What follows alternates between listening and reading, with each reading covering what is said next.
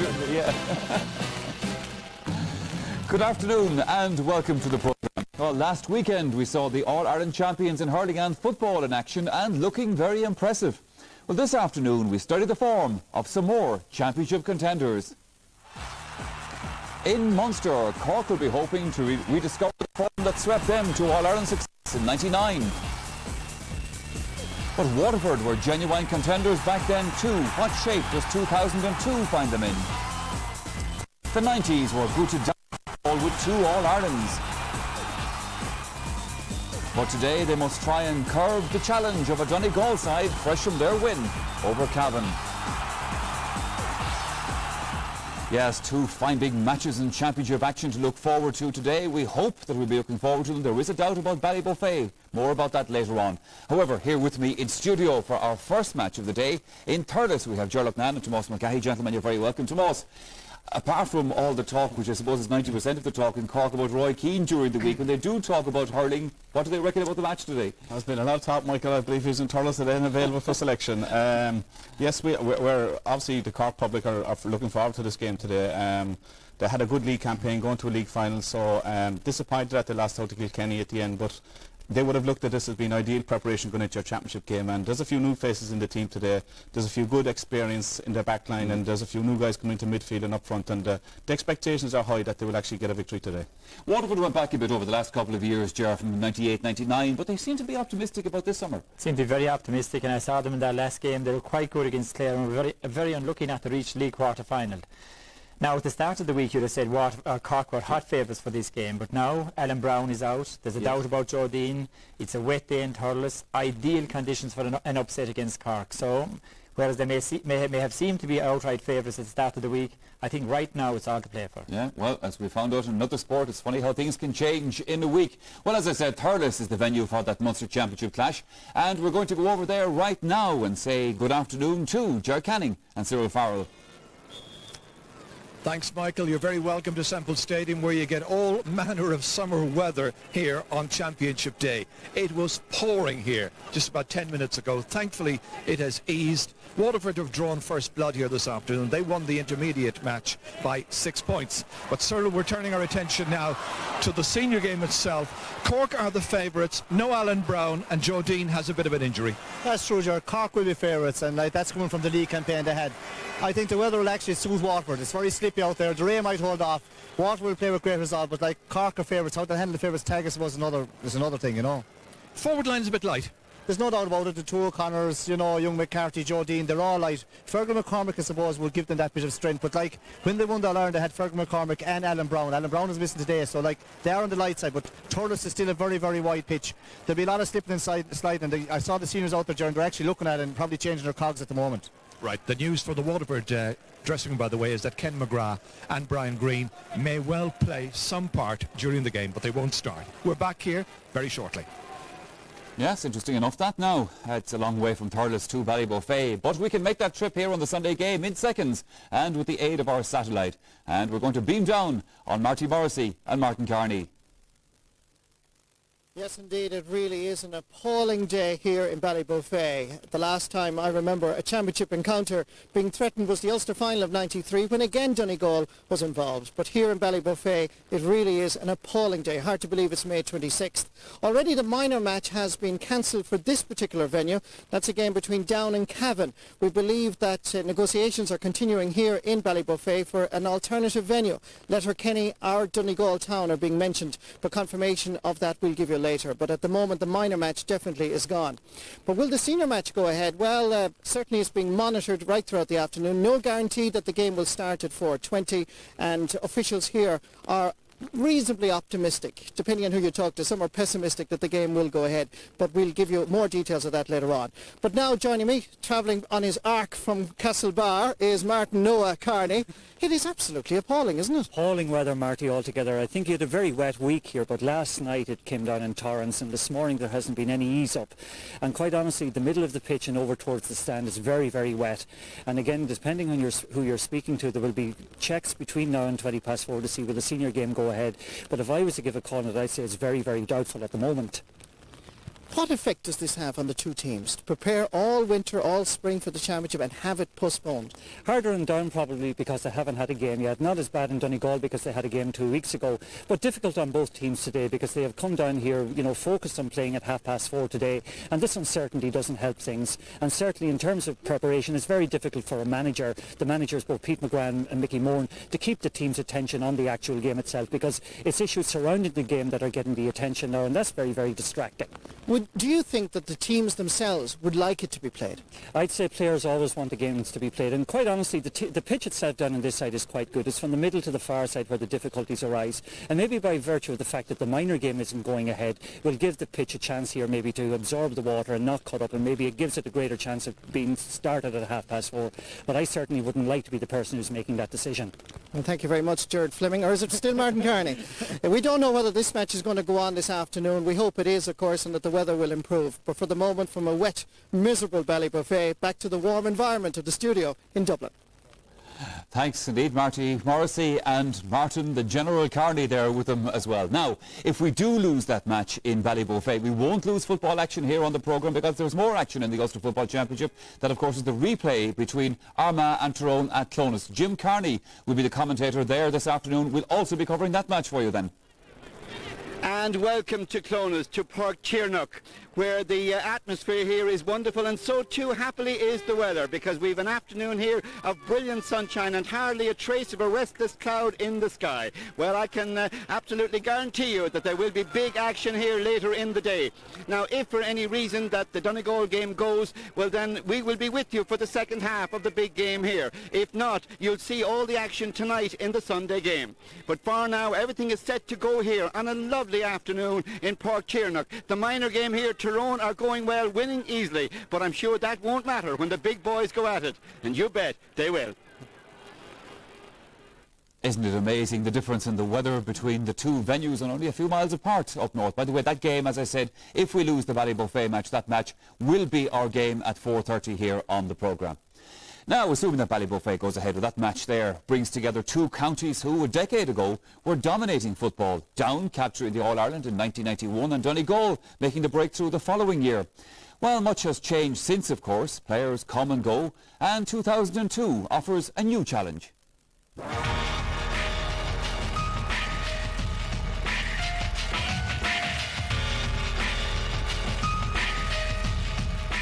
We went into the Cavan game totally underdogs into Bethany Park, and nobody expected us to come away with a victory, and we did. But here we're in Rowan Patch, and little talk about Down except all the troubles in the camp, and I've heard that before. I know Down will be actually prepared for us, They've got their injuries back on stream, and they've played a few challenge matches and going well from what I hear. Great opportunity here. Fed back. What a start! They come across to me as a very hard-working team, a team that's well coached. They use the ball well, they support each other well, and they've got over one hurdle that will help them. That's a wee edge they might have in us in that respect.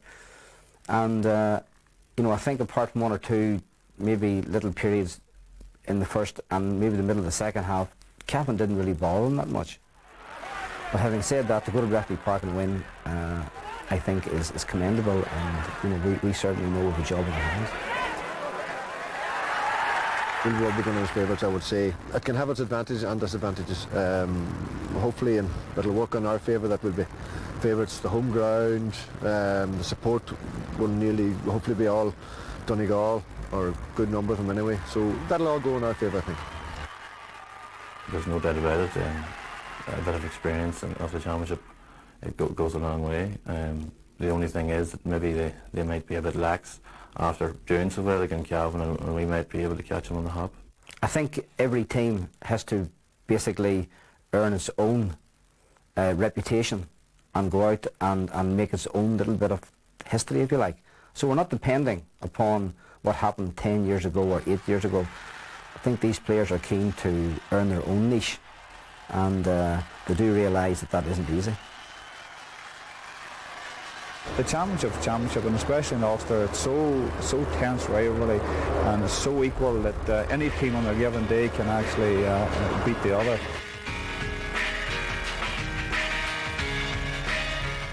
Yes, that's our live football, hopefully for later on, due to start just a little before 4:30. We have a break to take right now. After that, we'll be visiting Cork and Waterford, also hearing what the papers in the two counties have to say about the big match.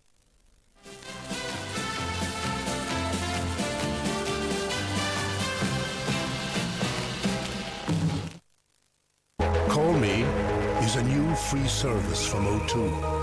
It allows you to send a message to another O2 customer.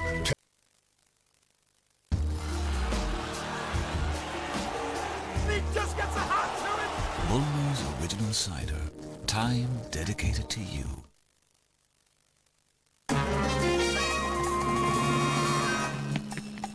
We have discovered a serious condition. We call it footballitis. Look at this example of footballitis. Its symptoms were difficult to understand. We learn very little every day. We are conducting intense experiments. This man has a crazy leg. Footballitis can affect animals. Even while sleeping, the fever still rages. But it happens to real people. There is no cure, but we are working on an ointment. Fame and Fortune's gone all euro. Now €2 to play. You could win up to €25,000 instantly. Win €500,000 on the game show. Or one of 3 tickets for 2 to be won each week to the Eternal City, Roma. They say if you toss a coin in the Trevi fount, you're assured of coming back here. Well, I'll be back, but will you be with me? Play for La Dolce Vita with Fame and Fortune from the National Lottery. Tony's Men's Clothing. The best brands from Europe and hot looks for spring-summer. Key trends available at Tony's Men's Clothing, Marlborough Street, Cork. Tom Murphy Car Sales Limited. Main Volkswagen and Audi dealer for Waterford City and County. Tom Murphy is out on his own.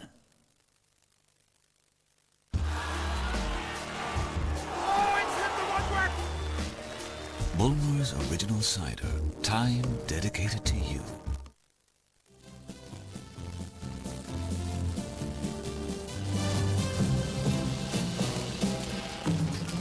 Now, looking at the papers for this match, it seems confidence is high in Waterford.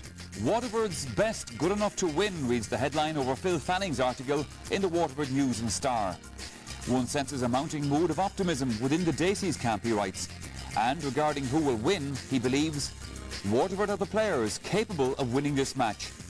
Individually, they are a match for Cork in almost every position, and there is no shortage of experience. And he goes on to say, if they produce their best on Sunday, they will be in the Munster final. But Cork are also confident.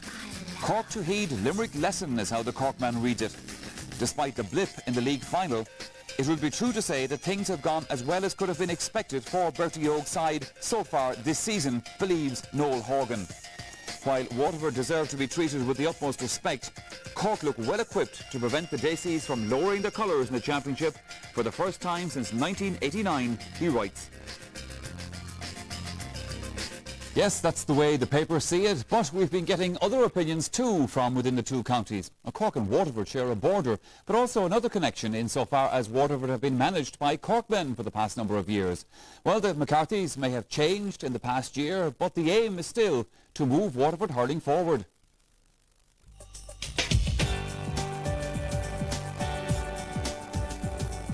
Well, you never know how close you are to success, and I feel that you know, whether we like it or not, Waterford will be taking part every year in the Munster Championship. I hope this will be one of the years that they'll remember, and I think the present squad, you know, have forgotten the past, and we're focusing on the present and on Sunday's game. I suppose there was an expectation created that we would make a breakthrough and win maybe a Munster Championship, and that hasn't happened, and that has set us back. And I suppose, unfortunately, from our point of view, in the meantime, since we were supposed to make a breakthrough, Cork have made their recent breakthrough. I suppose it wouldn't necessarily be deemed a breakthrough for Cork, but they've won an All-Ireland, they've won a Munster Championship, and we haven't. So yeah, that has set us back.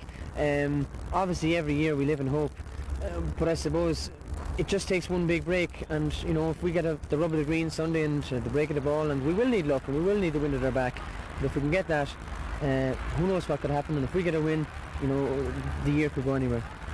I think it all comes down to hurling at the end of the day, to be honest, and it's players like, you know, having the confidence and having the ability to perform, and really and truly I think when it all boils down, the difference at times between teams, and I would hope that this is what we have worked on, the difference is not as great as what the outside appears, and that if we got the rub of the green or if we got the break of the ball, who knows, anything can happen.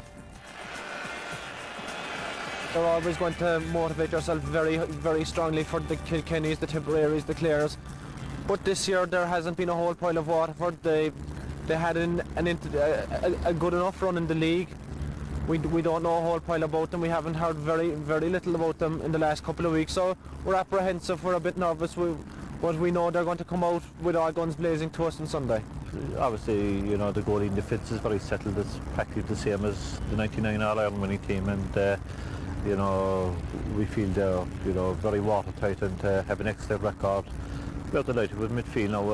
Alan Cummins and Timmy McCarthy, two big, strong, physical men, and they perform very well in the league. I think probably the one weakness we had in the league is that at times our shooting tended to be erratic, and when we had the winning games, you know, we didn't put the ball over the bar, but we've worked very hard now on that the last 3 weeks, and the lads seem to be very sharp, and the return of Joe Dean should be a big factor there in, you know, putting more scores on the scoreboard. So, you know, if our forwards take their chances next Sunday, you know, we will be difficult to beat.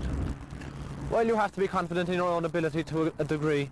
You know, there's no point in going up to Thurles on Sunday saying with doubts in your mind that we can't get over it. You have to go up fully confident that you're going to be the best man in your position and you're going to be the best team on the day.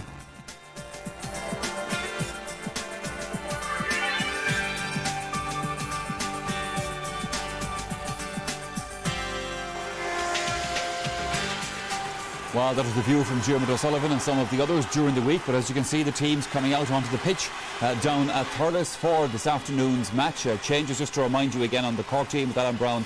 He failed a fitness test, his place taken by Fergal McCormick. And also the notion and suggestion that Ken McGrath and Brian Greene, both on the injured list for Waterford, as you heard Ger Canning say earlier on there, might actually be able to make an appearance at some stage this afternoon, and what a boost that would be for Waterford. Certainly they could use somebody of the calibre of Ken McGrath if they got a little bit of time out of him. Now, at this point, let me just remind you that you will be picking the man of the match from this game.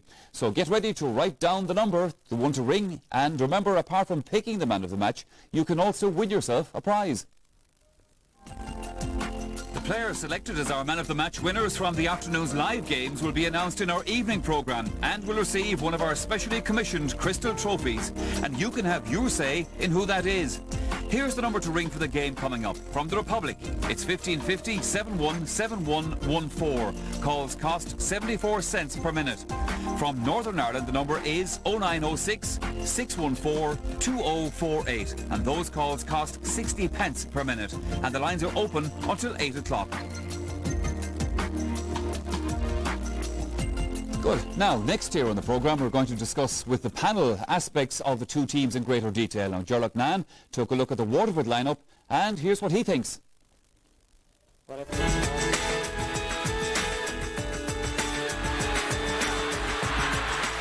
They've given real Jekyll and Hyde performance over the last few years, and nobody personifies this more than Paul Flynn in the corner here. An absolutely brilliant player, capable of scoring goals and points from impossible positions, but doesn't do it consistently.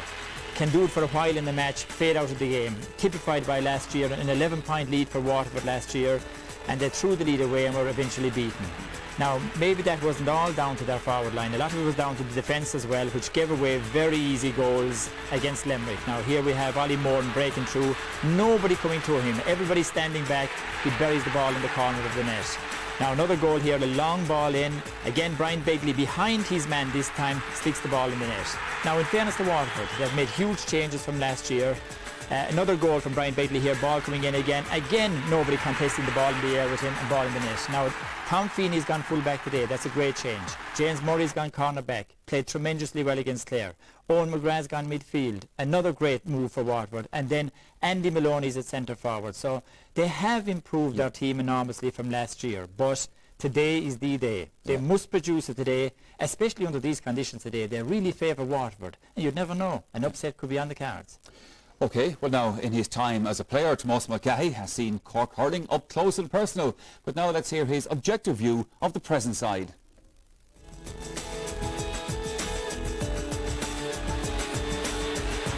Yes, I mean, throughout the league campaign, certainly, and last year's championship, the full back line has been the cornerstone of this team. Damon O'Sullivan, Wayne Sherlock and Fergal Ryan, they've been everything about Cork hurling, very quick to the ball, very quick to read the game and driving forward at all times with great clearances. And today, if they're to put the shackles on the Waterford full forward line, I think Cork are in line for victory. Wayne Sherlock has been a terrific leader for Cork all year, right up to the league final. Maybe if you had a criticism the first 20 minutes against Kilkenny, they were maybe taking us under, but they're settling down very well. To me, the weakest link, maybe because I played in the forward line that scored an awful lot of goals. I see Cork with a lot of opportunities when they have chances to go for goals or maybe pass the ball inside to a free-man inside. They're just prepared to hit the ball over the bar. We've been getting a lot of scores from out the field as regards to points. We've been seeing very little goals throughout the league campaign. One, maybe on the credit side, today we're seeing a guy, Eamon Collins, in at full forward. He's got 5 goals to his credit throughout the league campaign. He played a lot of his hurling at corner forward. He's now in full forward, where he played exceptionally well as a minor and got some terrific scores there. So that's a boost to us today, I think. Fergal McCormick is coming in at centre forward in place of Alan Brown, and he's there for one reason only, is to win the puckouts. His ball-winning ability. He's been there in the past and he's been very effective, so he gets his opportunity today. But again, the changes that Cork have made, particularly Alan Cummins, Timmy McCarthy, there are question marks about their ability as well to perform on the big day. So it isn't a foregone conclusion that Cork will win this handy enough today. They've all to do. Typical Munster Championship. We've seen last year and the year before, there's been very little between the sides, whether it is Waterford, Limerick, whether it is Cork, Tipperary. So it's all to play for. Yeah. What about Joe Dean? A bit of a doubt about his fitness. Yeah, Joe hasn't turned a whole lot in the last number of weeks. You know, he came back and did a bit of training during the week, did some light training. He hasn't played a whole lot of competitive games. And you know yourself, Mike, going into big championship matches like this, preparation is the key. You'd like to be able to get out. You'd like to put yourself through the rigour because it builds up your confidence. And if there's a doubt in Joe's head that he's not right, maybe it can affect his performance. But Joe has shown in the past he's a big game player, big performances, and again, like, they will need his leadership qualities today to actually put him through. Let's look, Ger, at things from a Waterford perspective. Again, as I was saying to you earlier on, the last couple of years they went back from a good position, but they seem to have reshaped now and seem to be going well. And they went really well last year for 20 minutes, you know. Yes. And if they could just have pushed on, have been 11 points up. I mean, they'd have been in the Munster final last year, so they got so close, but they suffer from this mental collapse if they go ahead in a game. And when the winning line is close, they're just afraid to cross it. Yeah. Now, there's no pressure on them today. You know, people are not expecting a whole pile for them. This is a game that they could really produce the goods. With no pressure on, this is a really dangerous game for Cork. Now, I know that Brian Greene and Ken McGrath are a massive loss. Ken McGrath is one of the best hurlers. Any forward line, any county would love to have Ken McGrath in their forward line. Left or right, he has strength, he has speed, he has a great nerve for the big day, he has everything. And so Brian Greene, I saw him just after coming back from America, he was in terrific form. They're a huge loss. Now, it's great to hear that they're on the line, maybe come on. So, you know, it's not the foregone conclusion, as Tomas says there. This could be a really, really tough game, especially in the conditions that are there today. All right, gentlemen. Now, just in a word, while they're doing the handshakes and Dickie Murphy in the middle of the picture there, who's going to win it, Ger? Well, you'd have to favour Cork. You know, especially with the last Ken McGrath and Brian Greene, you'd have to favour Cork. I mean, they have to put down a marker for the championship today. There are many people's favourites for the All-Ireland. Yes. Not to talk for the Munster final. And today is the day they must lay down a marker. So on that basis, you have to favour Cork. And Tomas, I suppose? Yeah, I won't change with that. I think they have too much talent and depth, I think, and certainly they will pull away maybe 3 or 4 point victory at the end of the day. OK, gentlemen, thank you very much for that. Time for us to go to our commentary now. Back to Sarah Farrell, of course. Ger Canning as well. Yes, a crowd here of 25 to 30,000 people. Even since we were speaking live a little while back, giving you the latest news and views, we've had rain and now, fortunately, a little bit of sunshine again here. It's a splendid setting. The pitch is in wonderful condition. Great atmosphere down in the hub of Thurles this morning, down in Liberty Square and around Hayes Hotel as well, of course. Let's take a check on the teams then, starting with Cork, with 47 Munster senior hurling titles, the last 2 just 2 years ago, and a couple of alterations from the league final team, plus one more enforced in midweek. Diarmuid O'Sullivan moves back to full back where he started against Kilkenny. John Brown reverts to number 6 in a side captained by Wayne Sherlock. Timmy McCarthy, a successful substitution a few weeks ago, starts in midfield today alongside Alan Cummins. No Alan Brown this afternoon. He has a knee injury, so Fergal McCormack, who won an All-Ireland medal in 1999, takes his place on the 40, and Joe Dean returns to the fold at top of the left. And a look down through the Cork substitute list this afternoon. People like Pat Ryan would expect to be in, and Shorty McGrath as well. Neil Ronan also part of the team from 99, and a couple of lads straight out of minor, John Gardner and Kieran Murphy. Good support for both teams. Lots of enthusiasm. Cork down towards the town side of Thurles. Waterford with 5 Munster titles the last 39 years ago. They've won. Major concern, of course, that was Ken McGrath, their highly impressive forward. He may take a part. Today they bring James Murray to number 2, move Tom Feeney to the full-back position. Owen Murphy gets his debut at right half, while Tony Brown is on the left. Peter Queally partners the highly talented Owen McGrath in midfield. Owen Kelly moves to right half forward. Andy Maloney is on the 40, and the man who might ignite this team is at left corner forward, and that's Paul Flynn. And the Waterford substitutes this afternoon: James O'Connor, who was involved in recent league matches; Dan Shanahan, who always can come in; Micheál White, of course, as well. He's number 21. And the men we mentioned earlier: number 24, Ken McGrath, and 25, Brian Green. The risk, Cyril, I guess, and I was talking in Waterford during the week, is if Ken McGrath come on, and if Brian Green comes on, and let us say they are beaten today but get into the qualifiers, could they do their injuries more damage and as a result be out of the rest of the championship? Yeah, Jerry, I don't think they'll bring them on if they're going to do injury, if they're going to be damaged more for the rest of the championship. Kim McGrath is a huge loss. Now, Brian Green has been in the States. He's always very fit. I noticed McGrath there poking around like he has a shoulder injury. It didn't seem to be that bad, and I think they will definitely use him. It was interesting, Jerry, before the start of the game. Wayne Sherlock won the toss, and he has chosen to play against the breeze, whatever it is in it. But it didn't seem to be that strong. But yet in the intermediate match, it seemed to have a big effect on the game. Waterford had the second half. They scored points at will. So I'll be interested to see how it flows out there in the senior game.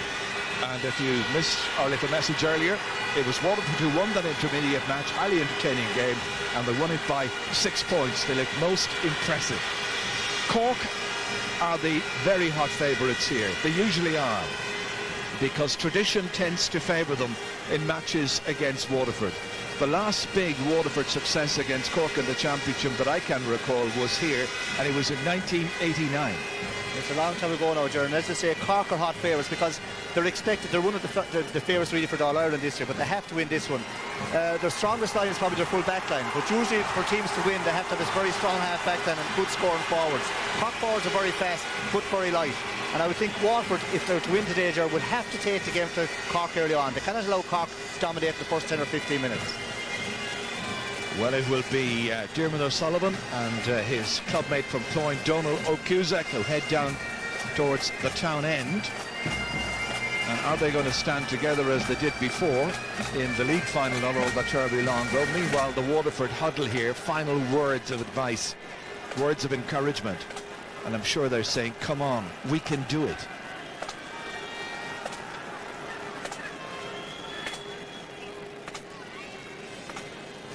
Referee this afternoon, of course, is Dickie Murphy. His linesmen will be Barry Kelly and John Guinan.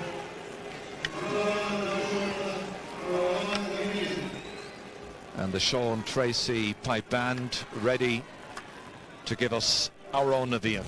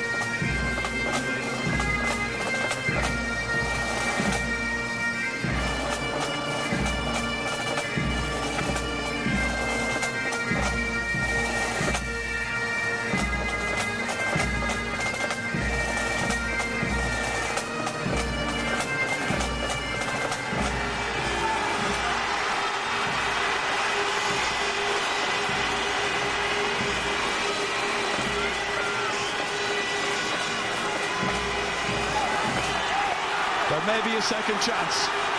But this is the one they both want to win. This is what they've trained for. The Guinness All-Ireland Championship. The semi-final here in Munster. Dickie Murphy ready to get this one underway. Already I've noticed that Tony Brown has gone into midfield. That's no great surprise, is it?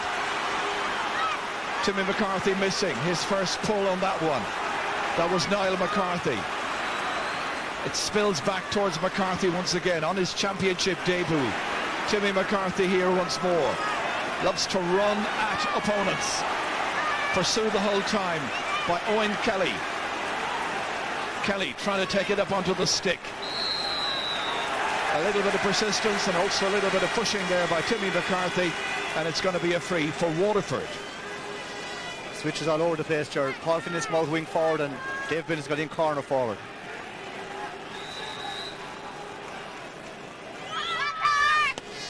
Free taken by Stephen Brenner.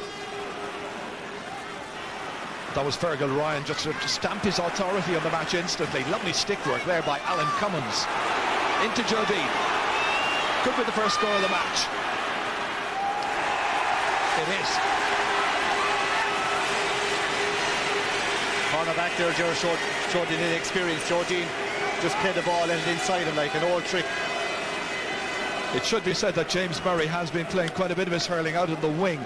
New positioning today, and he was outfoxed instantly there by Jodine. John Brown lets it run over his shoulder. Derek Barrett was coming across for it. Wayne Sherlock coming out to try and take it. Cork's sports personality, that's the GA sports personality for the month of April. Alan Cummins through towards Fergal McCormack, back in the championship for the first time in 2 years. Runs on to Niall McCarthy. Cork just leading. Jodine. Waterford trying to settle, needing a score. Dean striking it beautifully and putting it over. Well, a fella that was injured Jared for the last 5 or 6 weeks, he started sharp enough. Well, he's giving problems instantly to James Murray from Tallow here. The man who's been brought into the number 2 position will really have to close Dino down. Sean O'Grahal-Bean is beaten for this one well by Owen Kelly, and it's going to be a free down for Waterford. Number 6 there in picture, John Brown from Blackrock.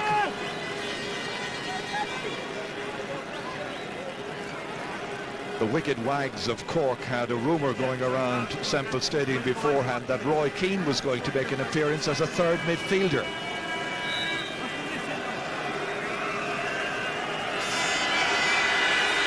That's swept over the... Or is it? Yes, it's over the bar. But Paul Flynn. It's a score that Waterford has required just to settle them down and make it 2 points to 1.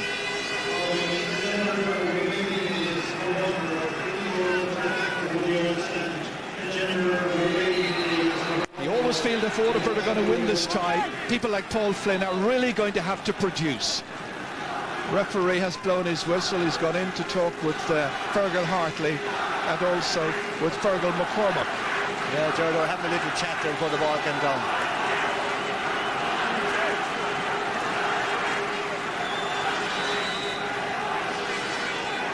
Puck out can now be taken. Donald O'Cusack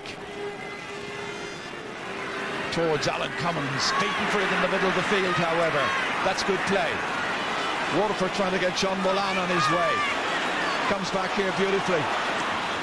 Struck in there by Owen McGrath. Stopped, however, by goalkeeper Donald O'Cusack.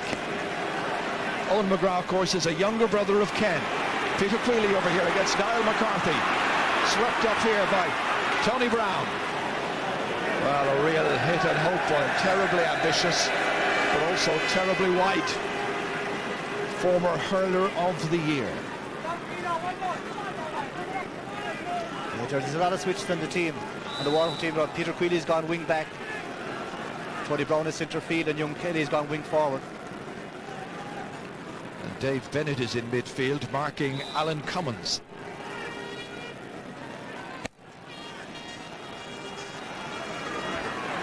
Niall McCarthy rises upward with Fergal McCormack. Fergal taking up his usual position out on the wings for the puckouts. Dave Bennett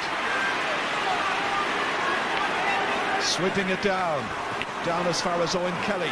Back to Alan Cummins again, son of Frank. Fergal McCormack had the option of a pass outside towards Jerry O'Connor. Beaten for it. And the foul by Fergal McCormack results in a free to Waterford. Both sides showing great eagerness in these opening minutes. He was on the ground there, trying to get rid of it, let it run away out of his hands. The referee whistled.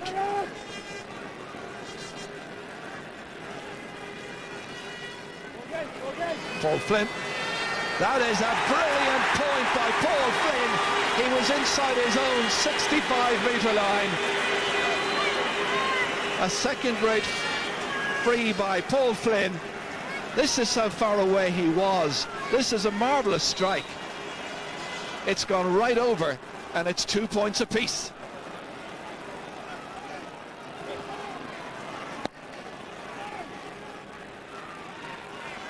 Alan Cummins, this time swept away. Owen Murphy under pressure. The entire Waterford back team under pressure right now. And that was Eamon Collins trying to go through. Tony Brown, the player in picture. It's a free into Cork. Well, they're leaving this one to Ben O'Connor. Usually it's Joe Dean who takes them, but on the right-hand side here it possibly favours the man from Newton Chandram. Can he restore Cork's lead? He can. 3-2. The O'Connors on that right-hand side, of course, are twin brothers, Ben and Jerry. John Brown putting up the stick, batting it down here towards Jerry O'Connor. Brian Flannery coming out, challenged by Ben O'Connor. It's Fergal McCormack then after that. And, well, it was a useful effort by Eamon Collins, but not quite good enough. He's got the great habit of getting goals in matches in recent times. Got 3-1 in one of the league matches. 2 goals, of course, in the league final. And Cork have been struggling for goal scorers and goal scorers in the championship in recent years. Stephen Brenner, brother of Johnny. Cummins back there towards Ben O'Connor. Fed forward towards his brother Jerry, out over the sideline, line ball. Owen Murphy preparing to take it.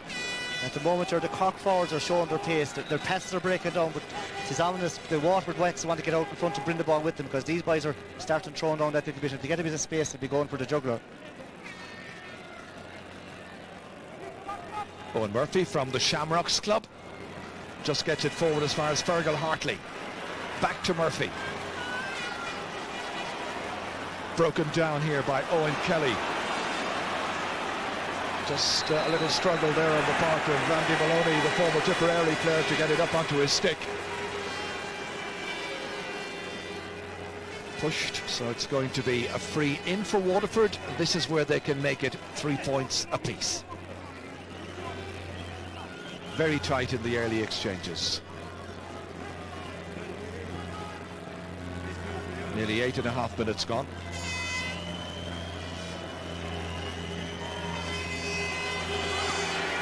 Paul Flynn sees that one drop off the stick of Donal O'Cusack.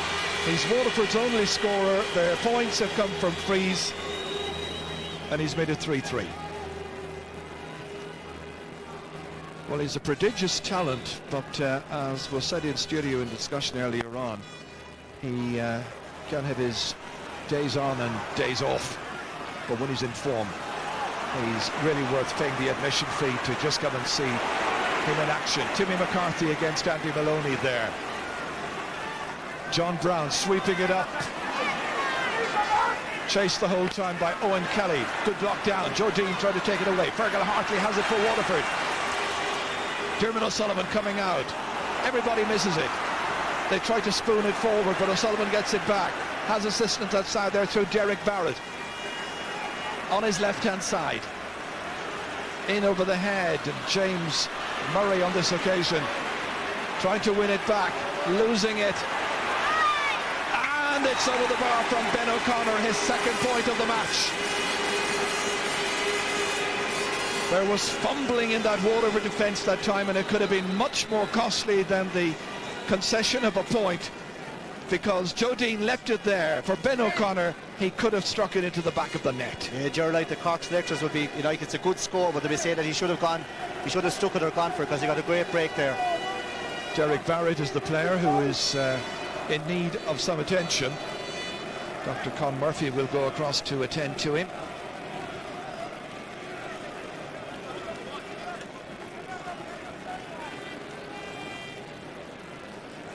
Well, Derek Barrett took a little while to settle down into the Cork colours. A member of a couple of wonderful under-21 teams, which was coached by Bertie O'Murphy, the current team coach.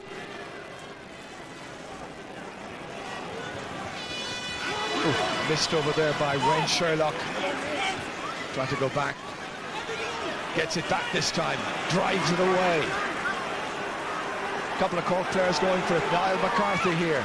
Peter Queeley's after him for Waterford. McCarthy fancying his chances, but he's put it wide. That's the second wide now for Cork, but they still lead by 4 points to 3.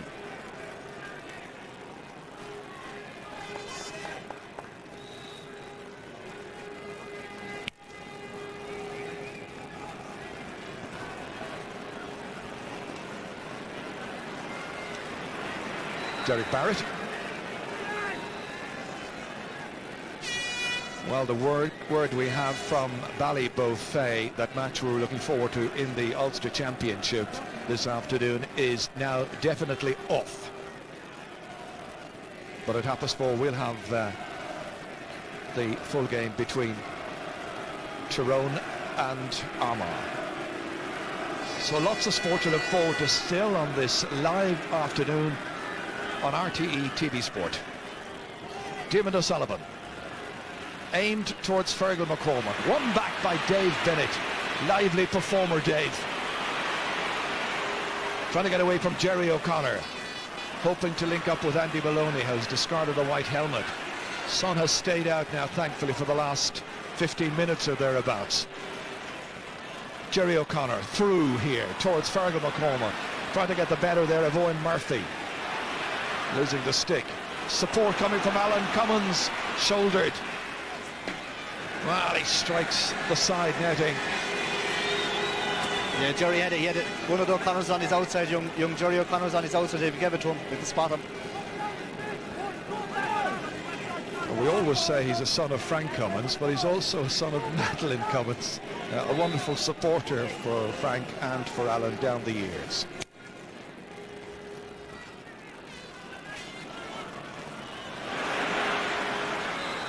Pressure on Wayne Sherlock. Touched it on the ground, so it's going to be free to Waterford. This is where they can draw level again. But all of their scores are coming from frees. And once again, it's Paul Flynn who's ready to step up. 3 so far. 3 from 3.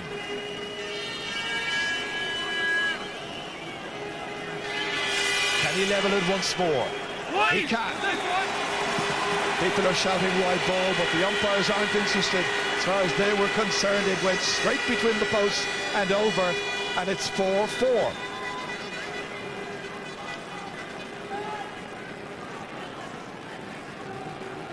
Well, we had the explosive start of Joe Dean early on, getting a couple of points. Ben O'Connor tagging on 2 as well. Paul Flynn replying with 4. But all of them coming from place balls. Alan Cummins.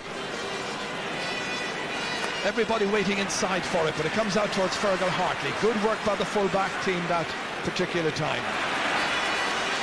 Good clearance by Hartley. Down towards Seamus Prendergast, the full forward. Playing very, very deep indeed. Niall McCarthy. Peter Queeley alongside him, trying to stop him. And he stepped out over the sideline. And it's going to be a line ball to Waterford. Great pressure by Peter Queeley. United Lab, he had a lot of room and a lot of time there. That ball should have got in before that.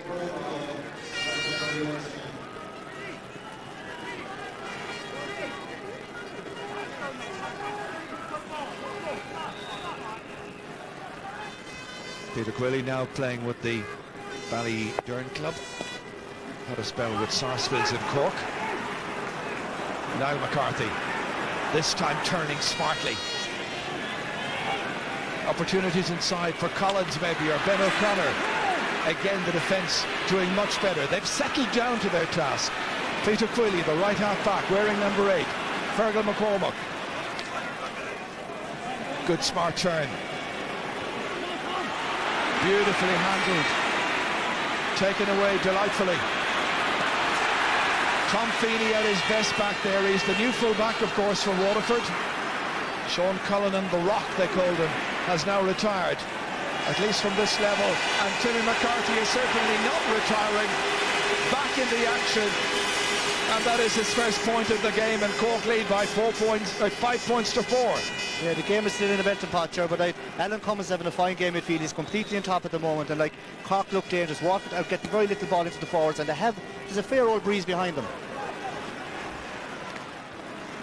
Touchdown here by John Brown. Bit of hard work for John Milan, the number 13. Might work out towards Paul Flynn. Here's Flynn. Excitement mounts every time he gets possession.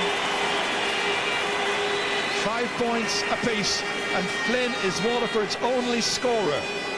That has to be a worrying factor. They need a greater spread. They're playing with something of a breeze in the first half.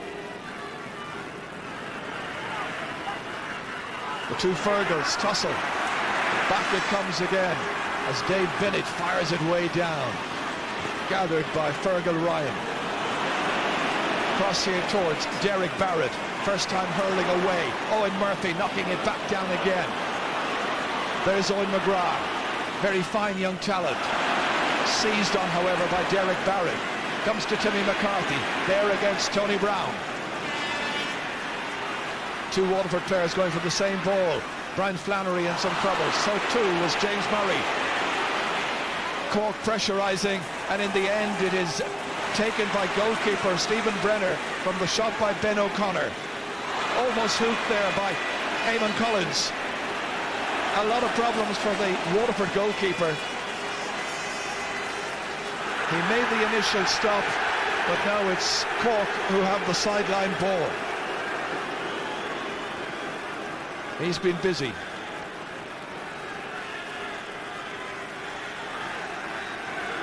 Jerry O'Connor to take this. And that's gone away to the left. Jerry still to score in this match.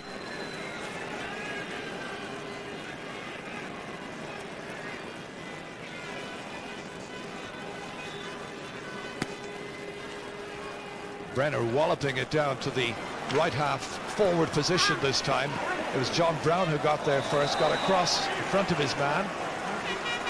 On this occasion his man being Seamus Prendergast, but it's a line ball for Waterford. So just over 18 minutes gone. Level pegging.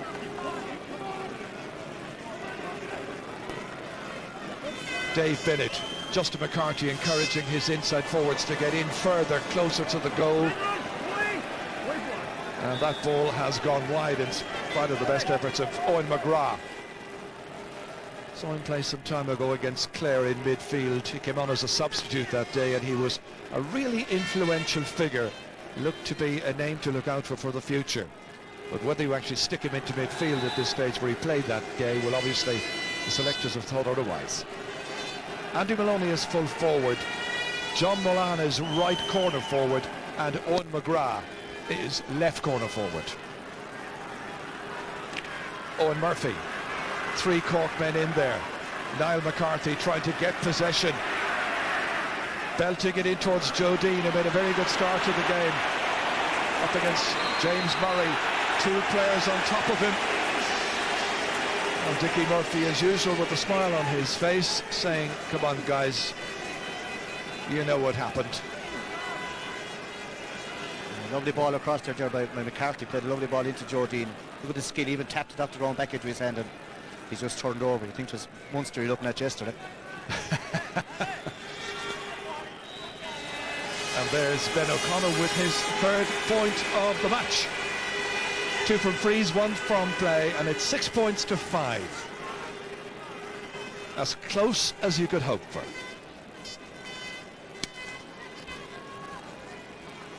Timmy McCarthy, good at winning the puck-outs there around the middle of the field. Dave Bennett leaving it there for Owen Murphy. Oh, well, there was Owen McGrath who was upended, it seemed. Line ball, however, to Cork. Sean Ogo Halpine missed the lion's share of the championship last year because of a car accident. Cummins' stick work is excellent. Diarmuid O'Sullivan, the Lionheart, leaving it for John Brown. They have a good understanding. Towards Ben O'Connor, excellently taken. Up against Brian Flannery. He's put it wide. That's now 5 wides for Cork. They've been getting their chances. Yeah, Joe, he'd be very disappointed there because he caught a great ball over on his favourite right side, sold a little dummy like, and kind of struck it too easy, too casual. Just got a quick glimpse there of a former Wexford hurler, John Myler. He used to play with St Finbarrs. He's one of Cork's 5 selectors. Alan Cummins towards Derek Barrett, trying to get the measure of Paul Flynn.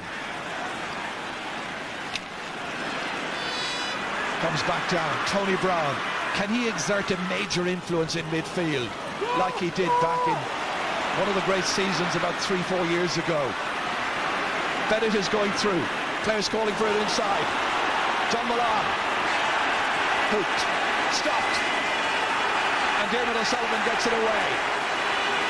We're down at the town end. The Cork followers are really up for it, cheering their team.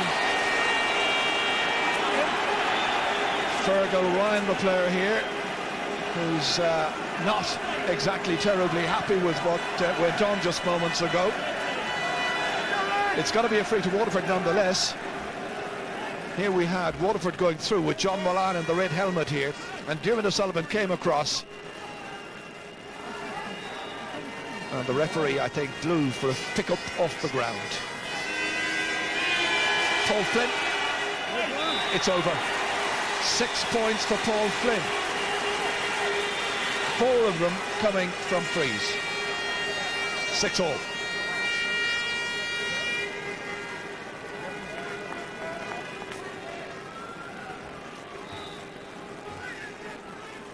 Well, it's exciting. 2 great rivals. Justin McCarthy, of course, who won an All-Ireland medal with Cork in 1966, up against a team coached by Bertie O'Murphy, highly successful underage coach, now in charge of the senior team. Pressure on the Cork backs. John Brown scoops it away towards himself. Just gets it away from Andy Maloney, the towering man who's now playing in the number 14 position but wearing number 11.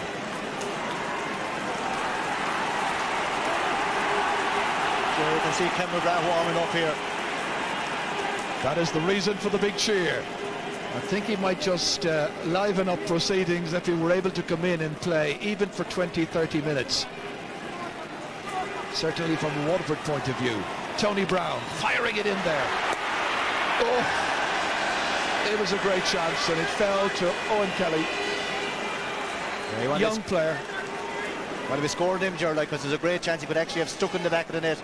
Waterford need that kind of a score to lift him. Even though they're level, it's just, they're kind of playing dead and the minutes are moving on, and Cork will have this breeze in the second half. You could see how annoyed with himself he was, the Waterford number 10 who plays for Mount Sion. Now Owen Murphy. Lots of pressure on him, but he gets away a fine clearance. Great hurling. John Milan here. Waterford leading a spread of scores. Can Milan chip in? He can. John Milan from Dillasal. And Waterford leading this match for the first time. Just over 24 minutes gone. Milan got by. And it was a fine shot right between the uprights. Worth watching again. He's the only other player besides Paul Flynn to score. Here's Seamus Prendergast out around the half-forward line to Owen Kelly. Partly blocked there by Fergal Ryan.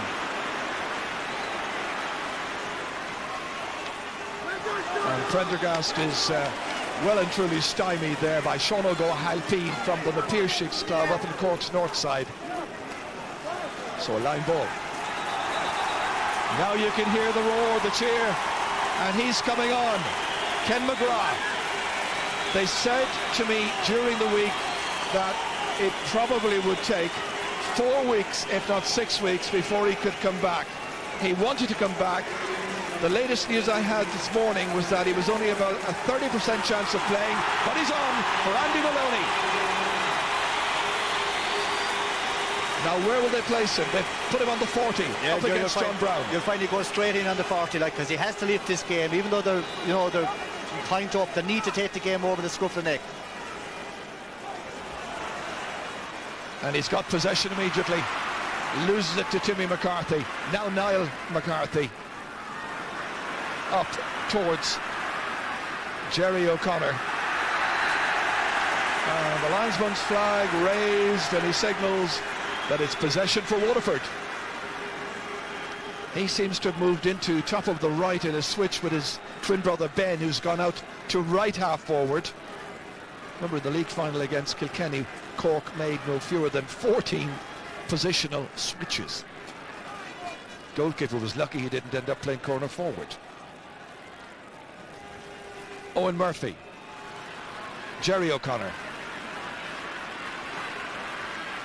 Fed inside towards Niall McCarthy. Going back there is Owen Murphy for Waterford. And it's Fergal Hartley for a Waterford team who lead by 7 points to 6. Cork have possession. Nearly 27 minutes now gone in this first half. That's the face of Derek Barrett, who plays for the Cove Club.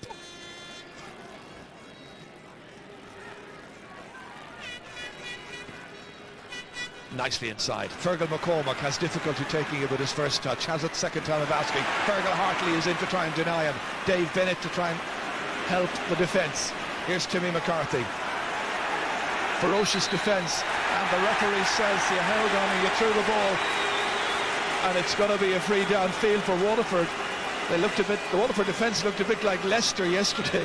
Impossible to get through. Jared Cork won't agree with that, because he was definitely fouled. He might have hand passed it on, but he was fouled before that. Any breaks that are going so far to go Walter's way. Paul Flynn will try for a long one here. Paul Flynn has come way up to take this. He's on his own 45-metre line. Breeze behind him, inside towards the big man. And it's a great save. Seamus Prendergast was hanging around the place there, but that was Donal O'Cusack who made an absolutely wonderful save. Owen McGrath may well have been the one who got the final shot on that one, and the final shot here is by Dave Bennett, and it's gone wide. Yeah, Jared, that was fantastic, because that looked like a goal. You look at it, McGrath was everything right, sticks it, imagine, into the corner, but Cusack gets across and it's a fantastic save. That could turn the whole game.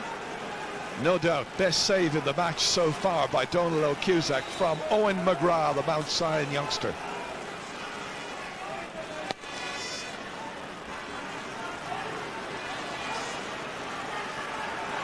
Peter Creeley knocking it back down again here towards John Milan. Here's Owen McGrath, picked up here by O'Halpine. One back here by Paul Flynn, operating out around the middle of the field. Blocked down. Derek Barrett's after him again. Still it's Flynn. Blocked down once again by Barrett. Comes back here to Ben McGrath. Up towards Eamon Collins. Joe Dean now swung around. Allowed to go through. Hitting his shot in. Collins has a goal chance. Oh, that's a fantastic one, Joe. That's the difference. He stuck it in the back of the net. Joe Dean again was kind of, you'd imagine, fouled. Still got his stroke in, came short. And young Collins, he's the one that's been scoring the goals during the league. And see it here, Joe. We mentioned he has the ability to get goals, something which Cork has been lacking in recent seasons. This is a big man. He plays for UCC and for Valley Rovers, and he knows how to find the back of the net. Yeah, give the goal no chance, Joe. Fantastic score. So it's 1-6 to 7 points. Oh, he's been given a great deal of assistance in his playing career at UCC.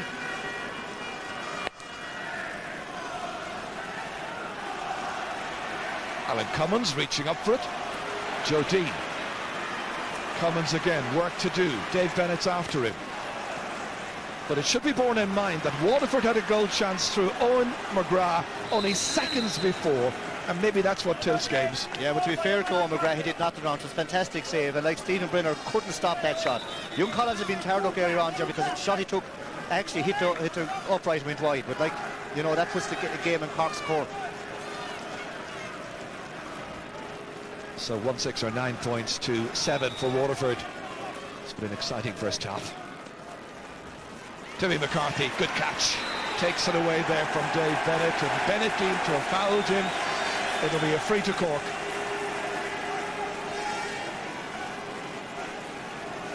Alan Cummins shaping up like he'll be the one to take it. 65 metres out, although now I see Ben O'Connor coming across. And I think Alan Cummins is going to leave it to the number 13.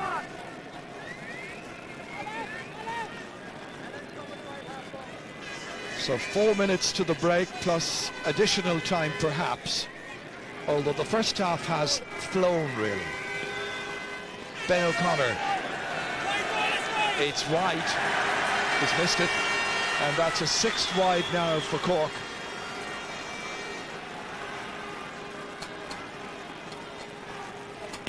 Ben O'Connor now seems to have moved very deep indeed. He's marking Owen Kelly.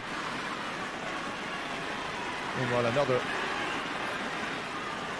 player in thick of the action is Brian Flannery.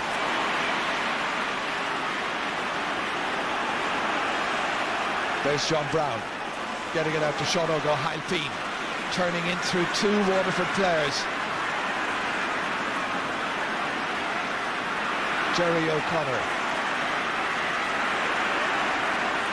Owen Murphy chasing after him, he's the number 5 in the yellow helmet. O'Connor lobs it in, pressure on the goalkeeper Stephen Brenner, who did really, really well. He had Joe Dean coming in after him. Waterford with a chance now to set something up here. What can they do? Ken McGrath. Well, he's come into the match with a shoulder injury, and they'll be very worried on the bench, I suppose, every time he gets a shoulder. But this was what happened just moments ago here as Jerry O'Connor knocked it in and Stephen Brenner was equal to it. Yeah, good goalkeeping. Good save, Jerry, because like he needed that after the other one hit the back of the net. Gives that bit of confidence back in again. It's a hugely enjoyable match. And of course football to come later on in the afternoon as well in our Sunday game special. Paul Flynn drives it over. He's got 7 points. By far and away the leading scorer for Waterford, and it's 1-6 to 8 points. So there's only a point between the teams. 2 minutes plus stoppage time to go. End of the first half. And Paul Flynn has taken 7 frees and converted 7 frees. Wonderful accuracy. I think it's 1 minute of added time to be played at the end of the 35. Jerry O'Connor trying to bustle his way through there. Dickie Murphy says, hang on a while, I might throw that ball in between 2 of you. Owen Kelly is the number 10. Alan Cummins the number 8 for Cork. Cummins just getting it ahead to Ben O'Connor. Nice dispossession by Owen Kelly. Ken McGrath. Wayne Sherlock knocking it ahead towards Jerry O'Connor. Alan Cummins doesn't hang around. Niall McCarthy coming across trying to take it. It's Tony Brown instead. Brown's hurley is held back by Niall McCarthy, and it's going to be a free to Waterford. So still about 1.5 minutes to be played at the end of the first half. Now there's Tony Brown being drawn back.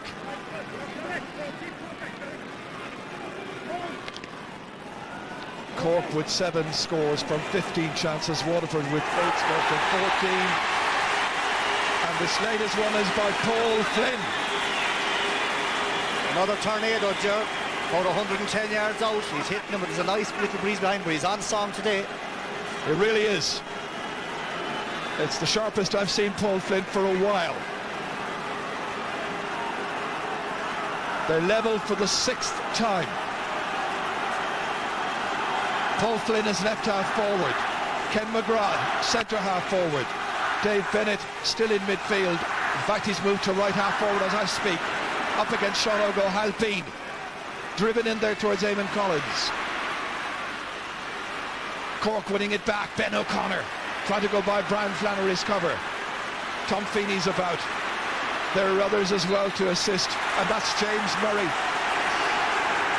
It's going to be a free in. Well, yeah, it's a free in there, Jim, but James Murray won't like that because he was actually going out the ball. But before that, I suppose when the Cork fouls are actually fouled, he's very unlucky here that the free is gone in. So Cork get the chance to go in front again. Oh, there you saw the arm in the air pushing over Joe Dean.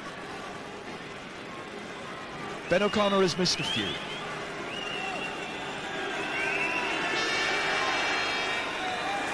That's a nice point. A 4th point by Ben O'Connor. A couple of chances have gone astray for Ben earlier on in the match, but not from frees. He's been doing well there. Ken McGrath just couldn't take it in his stride. It's going to be a Cork sideline ball. There can't be much left in this first half. Cork leading by a solitary point, and that's the way it is as we arrive at half-time. Lots of action. Waterford have been able to bring in Ken McGrath. That's given them a big lift. Paul Flynn has got 8 points in the match so far. We've seen a wonderful shot by Owen McGrath, saved on the line by Donald O'Cusack, and a goal by Eamon Collins after 29 minutes. And it's 1-7 for Cork. Waterford 9 points. Cork leading by just a solitary point. And we've a chance just to look back on some of the high points of this first half. Here was John Mullane, first player other than Paul Flynn to score for Waterford. And then that was the wonderful shot by Owen McGrath. Great save by Donald O'Cusack. Joe Dean, impish as ever, in towards Collins, and he rattled it past goalkeeper Stephen Brenner. Long range frees from here, there and everywhere, all to be played for a wonderful Guinness semi-final here in Munster.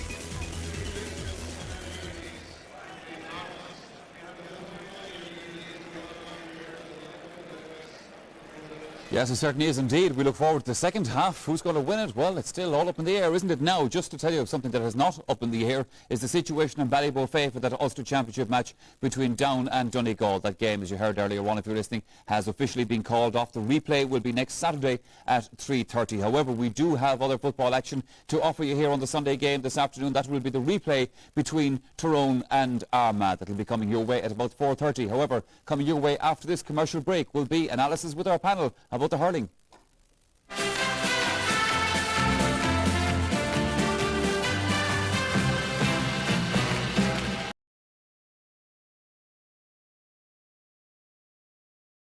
Point at half-time, 1-7 to 9 points. A few more frees to Waterford and to Cork, as you can see there. Just one more wide hit by Cork in that first half. And 0-0s all the way. No 65s, no yellow cards, and thankfully no red cards issued in the first half of this match at Thurles so far. Now, Ger Loughnane and Tomás Mulcahy are here with me in studio. Tomás Mulcahy, let's look at the Cork goal first, because there were goal opportunities on both sides, but the goal came to Cork and nicely taken. Yes, and I suppose Cork, if they were to have a complaint that they didn't get a free in initially when the ball fell to Joe Dean, because certainly he seemed to be fouled on 2 or 3 occasions when he gets possession. But I spoke before the match about this guy Eamon Collins, that he has a goal-scoring touch. Yep. I mean, Joe looks to be hitting the ball over the bar, but it's great control out of Eamon Collins. And when he gets it into the back into his hand, he knows where the back of the net is, and certainly that will be a big boost for his confidence. But again, people will be disappointed with Dickie Murphy on the basis that he didn't blow for a free in there initially, but he left the advantage go, I suppose, to Joe, and you take your chances when they come your way then. Well, it certainly worked out well from a Cork point of view. Something also that worked out very well from a Cork point of view, Gerlach Nan, is Donald O'Cusack, who made a fine save. Like, it's a bit reminiscent of last Sunday, really, you know, a save at one end and immediately back down the field you get a goal at the other end. The long free down here by Paul Flynn, I think, and he has scored, you know, so many goals from 65 from his own in-line today. Ball in, it breaks to Owen McGrath. Now, that is a brilliant save. Low ball right into the corner, and Donald Cusack has to get down, block it out, and immediately the ball is cleared down. A goal for Cork down at the other end. You know, and it's a heartbreaker for Waterford because they are playing really, really well. You know, and today it's set up for them today. Cork are not playing well. They're slow. Their striking is poor. They're even worse than they were in the first half of the league final against Kilkenny. You know, so it's a great chance for Waterford. Their backs are in total control.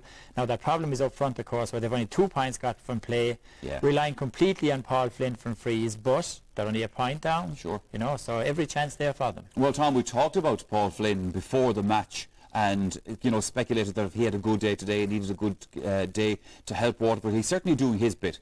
Now, he scored 6 points from frees, but this one from play was a nice one. Yes, and I mean, we said that with the absence of Kim McGrath, somebody has to take up the mantle of being the leader on the park, and he's done that certainly in the first half period.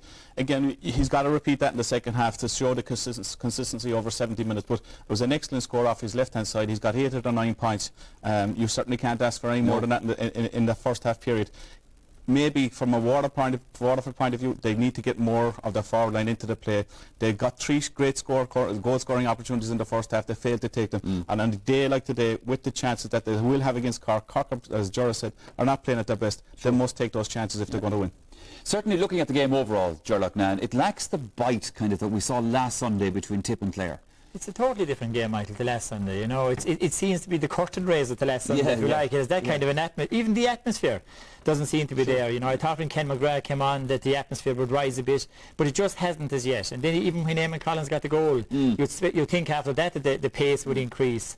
But, you know, Cork is struggling at centre-back. John Prowse is struggling there. Fergal McCormick is showing that he hasn't got the match practice leading up to this game. He's showing all the signs of that.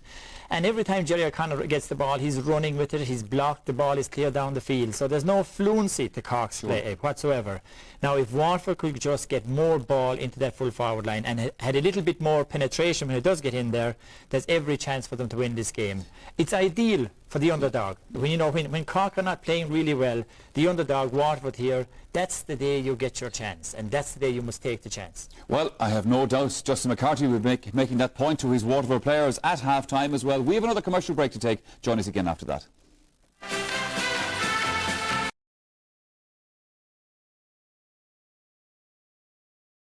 I tell you that Justin McCarthy was saying during the break to us that he was quite happy with the way things had progressed in the first half, and his team are very firmly in it. John Milan getting through. Oh! It was the attention there of Fergal Ryan that I think put him off in the end. It was like the start that Cork got with Joe Dean coming in on that side, but great work on this occasion by a combination of Fergal Ryan in particular and then Diarmuid O'Sullivan. To be interesting to see where this puck out comes, because I think this breeze is stronger than people think. It's a huge one. Down beyond Fergal McCormick. Swept away there by James Murray, who allowed Joe Dean to get in for 2 points in the first half. And Dean was involved, of course, as well in making the goal for Eamon Collins. And he's at it again, and he's taken down. And it's very near the inside of the rectangle. Spelling danger every time he comes anywhere next to near. And the referee seriously concerned on this occasion. But certainly James Murray from Tallow has been having a pretty torrid time, and he's got the first yellow card of the game. It was very close to being inside the large rectangle, right on the border. Some would claim it was inside.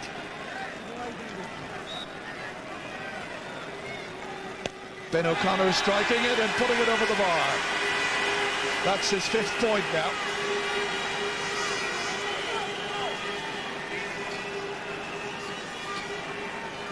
Well, the rain came down again here during half-time. Seems to have eased a little bit, but it's very dull, very overcast. Timmy McCarthy breaking it once again in midfield for Alan Cummins to come onto. Good duo. Owen Kelly has now been switched to midfield by Waterford. Ken McGrath driving it across there towards John Mullane. Missed a chance a little while ago, ready to take on the defence again. Fergal Ryan after him, can't get there. And Mullane has put it wide. He's had 2 chances in the second half. Yeah, Gerber, he's the one player that has the pace to take on the Cork defence. He's unlucky to put them wide. Like, he has the pace if he can keep taking them on. Waterford will have to keep taking the game to Cork, but there is a strong breeze. Young Adam Cummins will be disappointed he didn't get that ball go first time rather than get locked down. Double O'Cusack. Linesman is happy. The linesman is Barry Kelly there. That went off a Cork leg.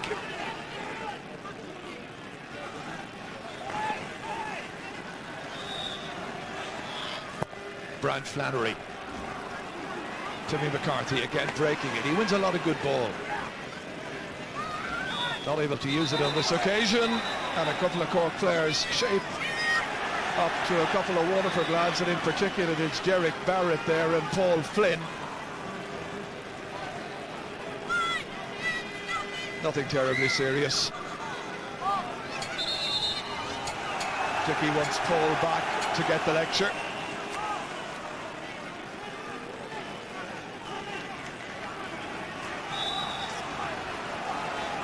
Another sideline ball. Flannery again walloping it forward, but out over the sideline this time by Paul Flynn. Line ball for Cork. Still a little bit of unpleasantness between Derek Barrett and Paul Flynn. But really just heat of the battle stuff.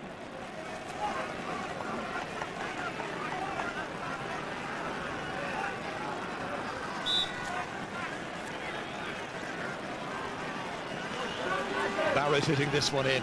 Good connection. Inside towards his full forward. Fergal Hartley tries to get it out. Niall McCarthy trying to get it back in there into the danger area. They have it with Ben O'Connor. Niall McCarthy again. Great block down that time by Tony Brown. Always an excellent hurler. Wonderful to watch. Jerry O'Connor proving a difficulty. And he's hit this one very wide to the right. Tough and tenacious in the early stages of the second half. Just watch Tony Brown coming across here. Excellent reflexes, wonderful timing.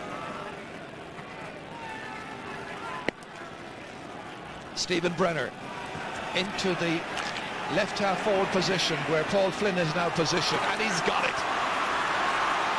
Flynn, chased by Derek Barrett. They've had their altercation. And Flynn has scored a wonderful point. Down to individual effort. That's 9 points now in all for Paul Flynn. 7 of them frees, 2 of them from play, and Cork's lead is down to 1. This is why we come to watch Waterford play, because of the excellence of players like Paul Flynn and Ken McGrath. Plus no little effort by another 13 at least. The 2 Fergals go for it. Well, that was Eamon Collins losing, and Waterford have it back, and it's Owen Murphy blocked. Jerry O'Connor leaving it there for his twin brother Ben. Great score. It's a fantastic score, Jerry. Took a lot of tackles going through there and held his balance in a beautiful score. That's 6 points now for Ben O'Connor, and Cork lead this match by 2. Well, once again you can see that the mist is coming down here, getting into the camera lens. Didn't upset Ben O'Connor, however. Ken McGrath leaves it there for Owen Kelly, now at midfield. Up towards John Mullane. Now, Seamus Prendergast.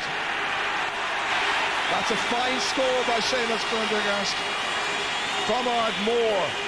Picturesque little village in Waterford, and today they'll be at the televisions watching this star of theirs, Seamus Prendergast. It's his first point, got some latitude, but got great accuracy. Yeah, Jaron, Waterford have answered Cork with every score in the second half, and it's important that they keep doing that.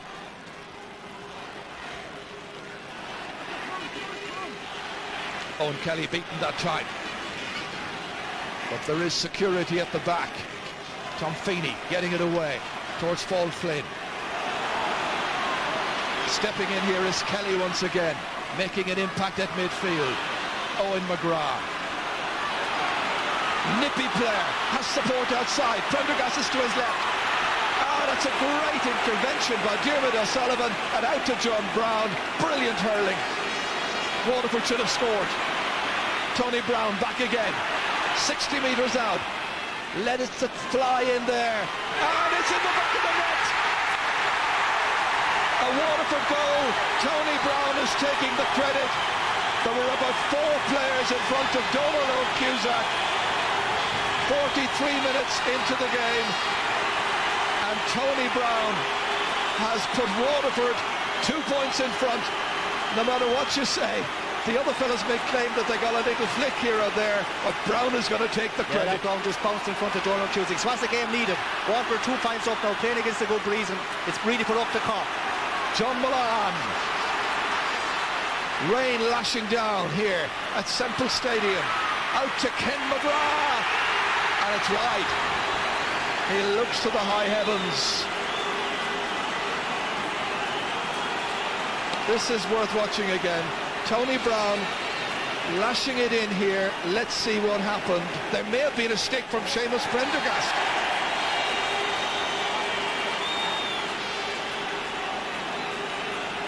Jimmy McCarthy putting that one wide of the target.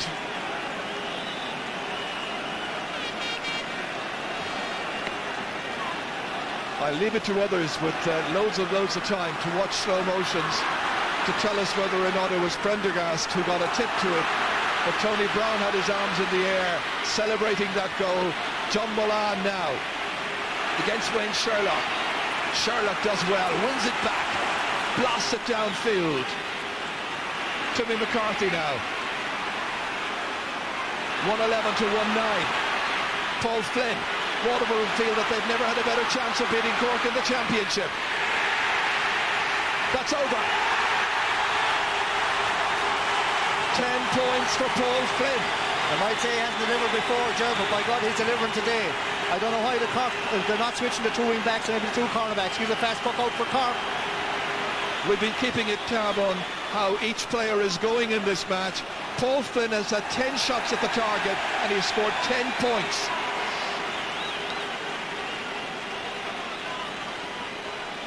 And I think we're going to see some substitutes coming on for Cork.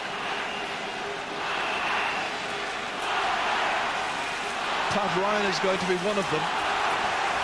Wouldn't be surprised if Shawty McGrath was coming in as well. Bertie O'Murphy hoping to take an opportunity to make some fresh changes. It's going to be Fergal McCormack, who quite frankly did not make a big impression in this game. And Pat Ryan comes in, Pat from the Sarsfields club down in Glanmire. He's gone to midfield. Timmy McCarthy's been switched onto the 40, onto Fergal Hartley.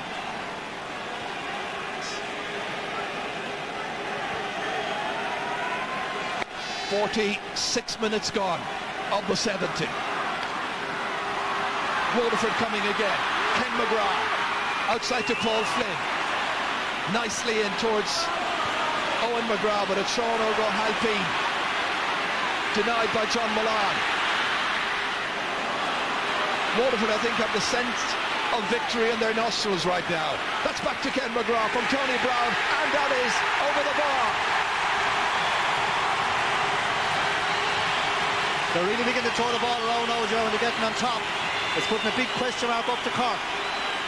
Crisis time for Cork, as Tony Brown played out to the number 24, Ken McGrath, the wounded hero, puts it over. His younger brother here, Owen McGrath, denied a great goal-scoring chance in the first half by a superb save by Donald Cusack. This is Niall McCarthy.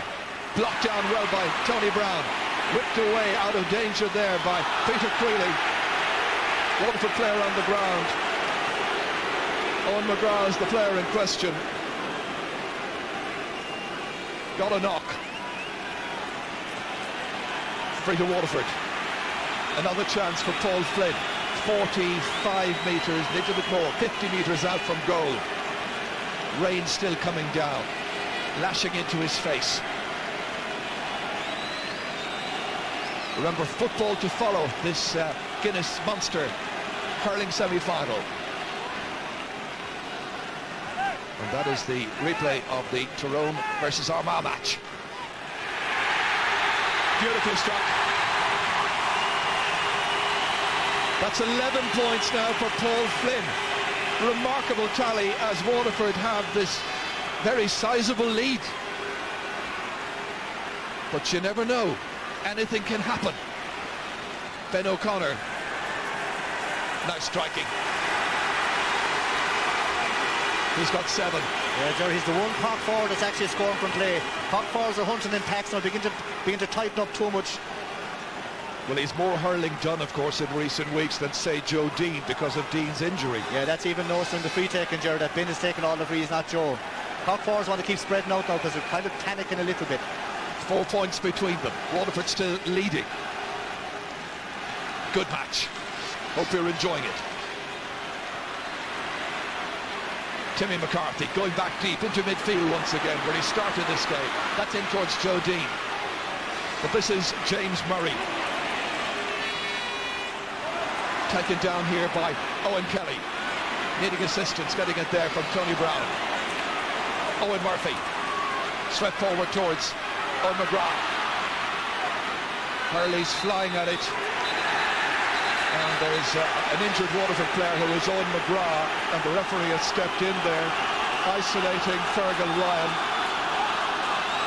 Dermot O'Sullivan wondering just why the decision has been taken here as the referee takes out the notebook. One booking in the game so far, that against James Murray, the number 2 of Waterford. And there's going to be another card now here. It's yellow for Fergal Ryan, the number 4 of Cork.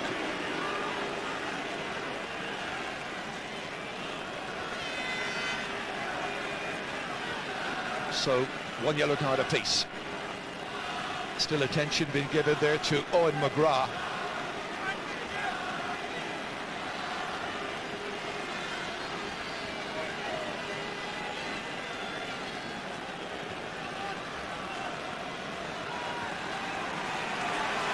Tiger Sullivan has been the medical officer with this Waterford team.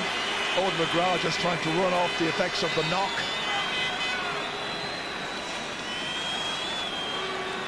It's a free for Paul Flynn. 11 points so far. Shawnee McGrath wants to come into the game for Cork. Not for a while, however, and Paul Flynn, to the delight of the fans at the Carolina end, belts it high, accurately, and over. He's having a stormer, and Waterford are leading by 5. It'll be Jerry O'Connor who'll come off. It'll be Shawnee McGrath to come on.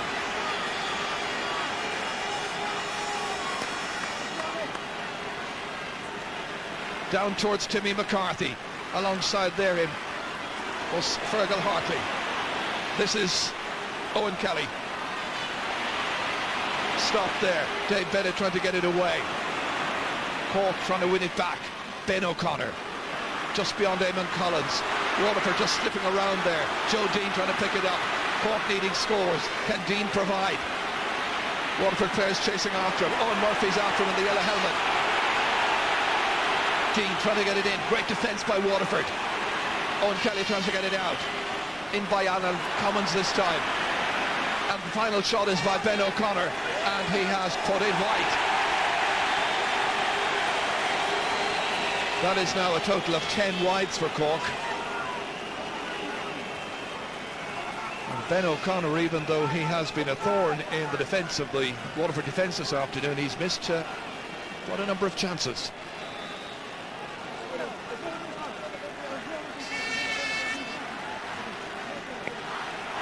But that Cork half-forward line that started the day, Jerry O'Connor now off, Fergal McCormack now off, and Niall McCarthy still on. None of them managed to get a score. Seamus Prendergast, good stop here by Wayne Sherlock. Driven down. Tony Brown trying to take it up here. Dave Bennett having a good game. Several of the Cork players have not been as influential as we normally expect. Very noticeable this afternoon, and that is a tribute in a way to Waterford. That's right, sir. Like Tony Brown's having a powerful second half, so is Owen Kelly can out midfield. And Waterford are now in the driving seat. They're 5 points up, and if they can keep this momentum going, but Cork are still very, very dangerous. Yeah, there's a lot of the game to go as Derek Barrett goes down. And the big man himself, Diarmuid O'Sullivan, also playing with the footballers, of course, at full forward. Drives it away down. A chance here for Collins. Stopped on the line by Brenner. And the whistle signals that nothing that Cork were able to do with the follow-up would have counted. It's a free out. Again, it was in towards Eamon Collins, the man who gets the goals. Stopped by Brenner, and then the referee decides there's a foul inside the small rectangle.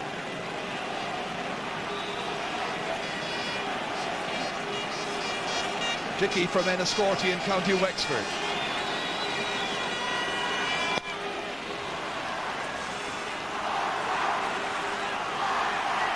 John Brown under pressure. First touch, second touch not good, gets it at the third attempt, loses the helmet. Eamon Collins trying to go across there with Tom Feeney. Feeney alongside Brian Flannery.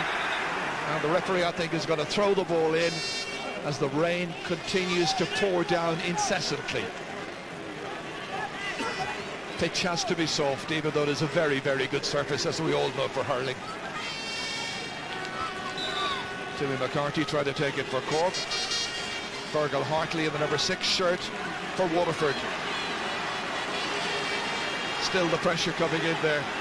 Pat Ryan, number 20. The referee again, I think, forced to throw it in between two. Yeah, he's going to shove them back a bit and throw it in this time. He only dropped it down the last time. Same is going to happen as he gets a good throw into it. Push players back. Alan Cummins being pushed back by the referee. Taking it here is Tony Brown. Back to Tom Feeney. They weathered the storm, but in spite of Paul Flynn's efforts, they can't keep it in play, and it's going to be a Cork sideline ball. Cork need to score there at this stage. Out a long way without a score. Tony Brown's going to cover the whole field for Waterford.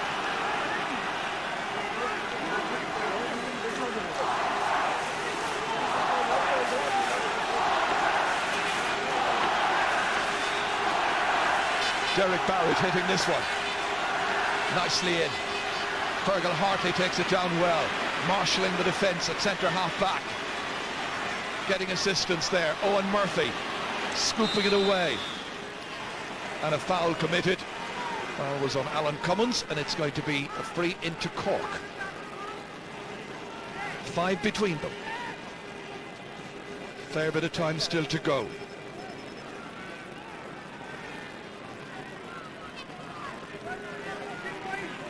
Here's Ben O'Connor, today's free taker.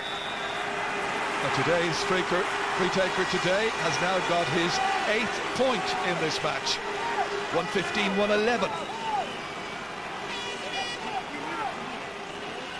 Some of the Waterford officials told me beforehand, today we're going to win.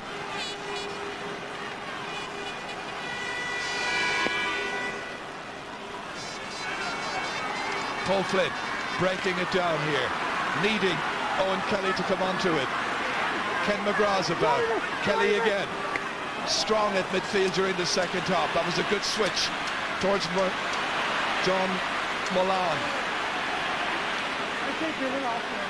Sean O'Halpine. They need an explosive finish from the number 7.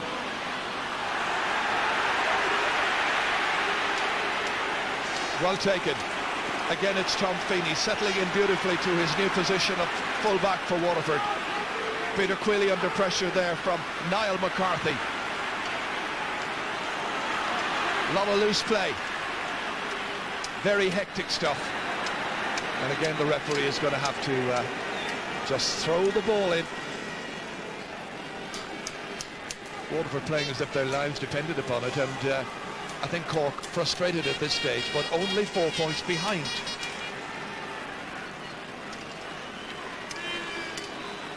That's whipped away out of danger. Shonago had been. Well, he was attempting to try and reapply the pressure. No such joy. At this stage, they're like Waterford weathering the storm. They have one or two good subs to come on. Like Brian Green was talking before the match. You go coming. There's Dan Shannon, a big strong man. They'll probably spring one or two of them just to try to hold on. About 12 minutes still to play in this game, plus maybe a minute of stoppage time as Timmy McCarthy drives it over the bar.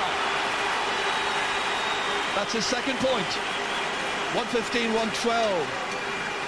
Still anybody's game. Yeah, Jared, that came from a very poor line ball from Waterford. That's gone up along the side, came right into Timmy. Now the game is in the melting pot. And I feel at this stage Waterford should introduce them and try to just break the momentum that Cork are getting into. He was given far too much room.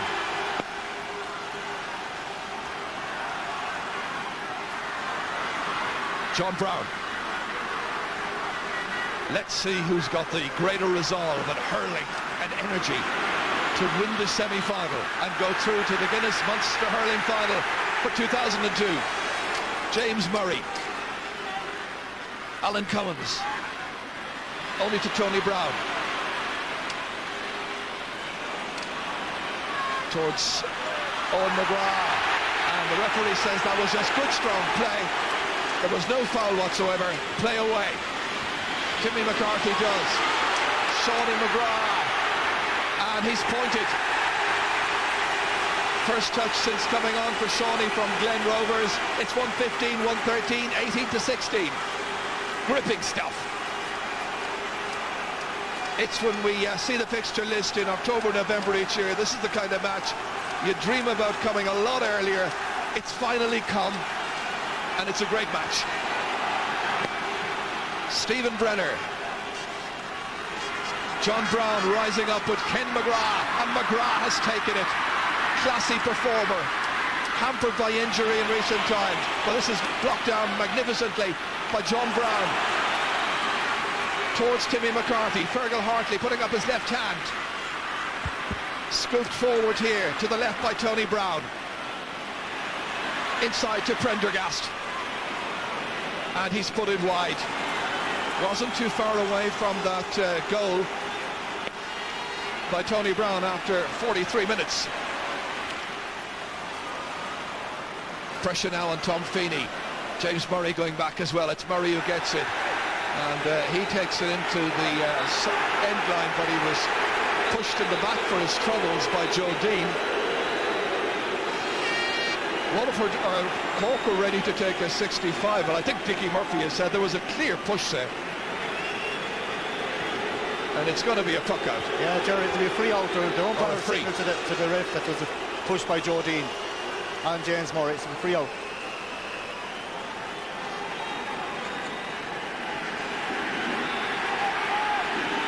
About 9.5 minutes left. Referee says to the goalkeeper, Stephen Brenner from the Della South, bring it back a little.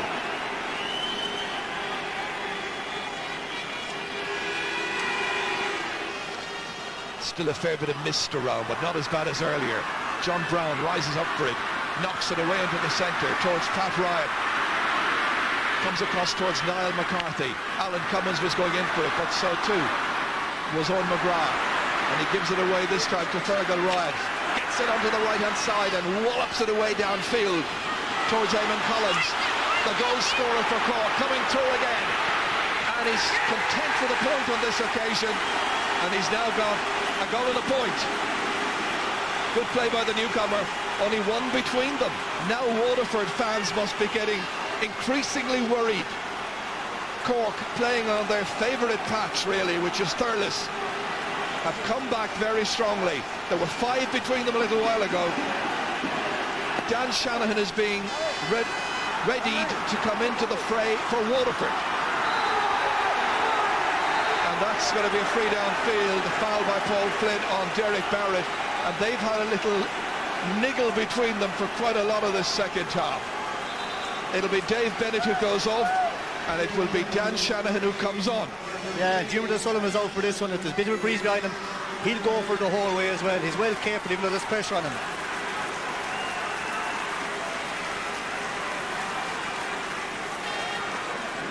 So Diarmuid O'Sullivan, the left leg fairly heavily strapped up. This is inside Cork's 65-metre line. Wind is behind him. Dropping inside towards Collins, could go anywhere. It's got to Stephen Browder instead. And a great clearance away for Waterford. Cork trying to get it back. Shotogo Halpine has it. It's a free down. Waterford are incensed. You can see Tony Brown there, and alongside him Owen McGrath. Peter Queally was there also. Foul has been committed. And Brian Green is being prepared to come in. So too Micheál White for Waterford. Waterford who lead by 115 to 114. Remember, it was 1-7 to 9 points at half time. Ben O'Connor hitting this high and wide. I was going to say, George, it's a fair pressure free, and like, even though he's a good free taker, he's not used to that kind of pressure. That was a real pressure puck. So now an opportunity to bring in some fresh men. Micheál White in the green helmet. We've seen Dan Shanahan just coming in. Brian Green will be in a moment. John Mullane is the one who's making way. Micheál White coming in. He's a natural corner forward anyway. Justin McCarthy was saying they had options. They had substitutes they could bring in. They've had Ken McGrath. And they're now delighted to be able to bring Brian Green in very shortly. More importantly, Waterford lead by a point. 64 minutes gone. 6 to go. Plus possibly a minute of injury time. And that's going to be a free in for Waterford. Tony Brown looking at the fans at the Killiney end, raising his arms to them and saying, come on, cheer your team. And this is how he won the free.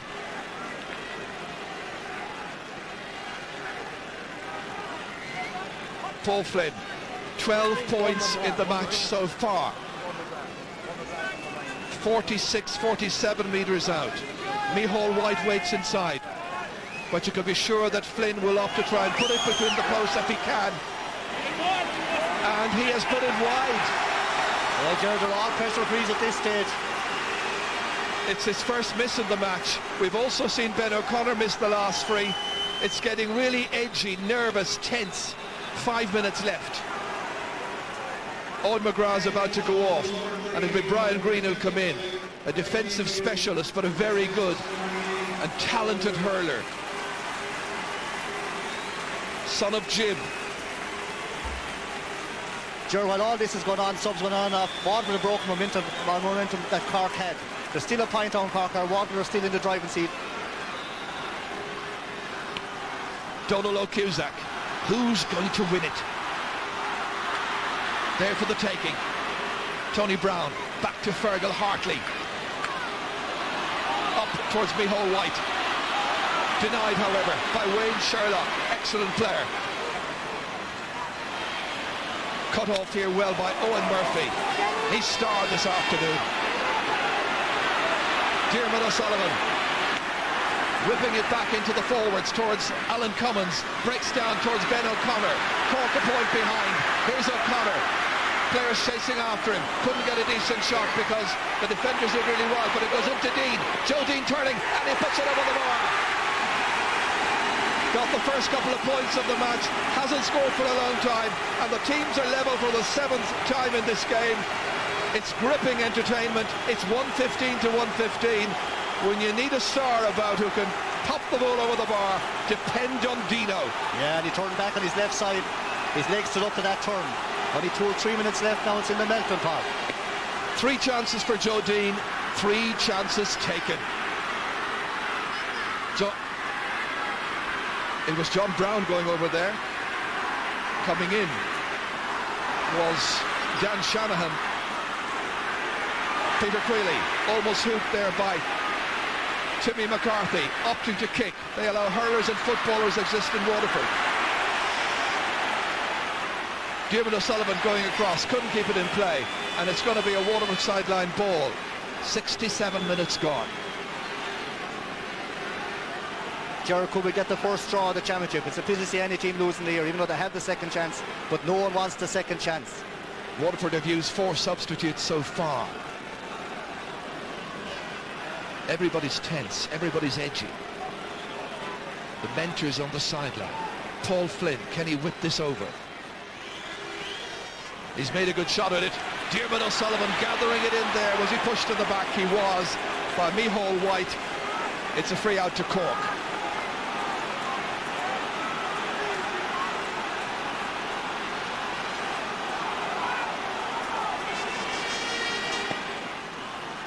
Cusack. Out by Peter Queally. It comes back to Cork again here. Pat Ryan sending it in. Collins. Should either side be denied at this stage of a second opportunity? Tom Feeney is beaten by Collins. And the referee says, hang on a while, you took too many steps and you threw the ball up anyway to yourself. I'd say Jerry's put him there for 3 catches. He's unlucky because he's just got around the full back. A little hand pass inside to one of the Cork players.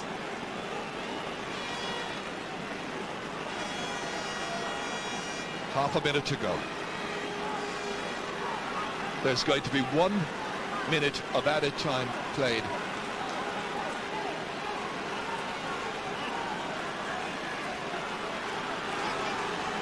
Stephen Brenner, Waterford's goalie.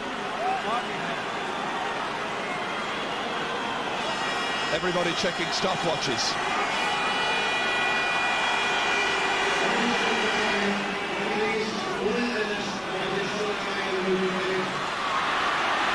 So 2 minutes to play, 1 added minute and a minute of normal time. Is there a winner for either team? Cork getting it back here. Cleverly taken forward by Ben O'Connor. The angle shot towards Joe Dean.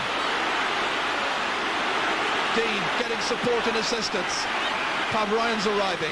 Back to Dean, but he's 50 metres out, surrounded by 4 Waterford players.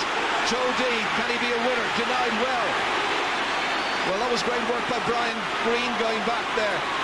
Now Prendergast, and it's a free after all of that to Waterford.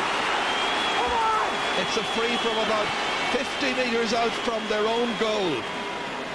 It'll be against the breeze, and they're leaving it here to their team captain Fergal Hartley, just to see if they can get a break inside. Listen to the fans. They've enjoyed it. It's been thrilling.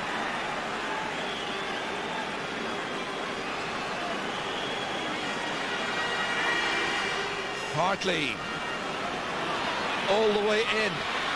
Tony Brown trying to profit. So too was Brian Green, but it comes back out to a Cork man.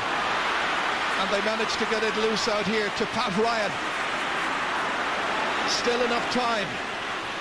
Broken down towards Shawnee McGrath. Fergal Hartley waits. Tom Feeney comes out, the fullback. Out it goes to Peter Queally. Neither side should lose this at this stage. But there's a chance for Waterford to win it. Ken McGrath has put it over the bar. The man we didn't think would play. We're in the first minute of injury time. There can be very little left. Bertie O'Murphy must be devastated. Justin McCarthy would be elated. A man who is a businessman based in Cork, coaching Waterford in the first year. The photographers are down in front of me here, trying to take the pictures of the delighted Waterford fans and the delighted Waterford supporters, mentors, coaches, as Brenner hits it in. Cork get it back, however, and it's Derek Barrett. Is the man we thought would not be able to play earlier in the week the one who has won it? He has. Ken McGrath has won it for Waterford. They have beaten Cork here at Semple Stadium. Their first major win for Cork since 1989. Then it was the semi-final of the Munster Championship as well. It is a tremendous day for Waterford. And any Waterford fans who failed to make the journey today must be feeling, why wasn't I there? Paul Flynn got 12 points. There was that goal after 43 minutes of the second half, or 43 minutes of the match at least, well into the second half. Credited to Tony Brown.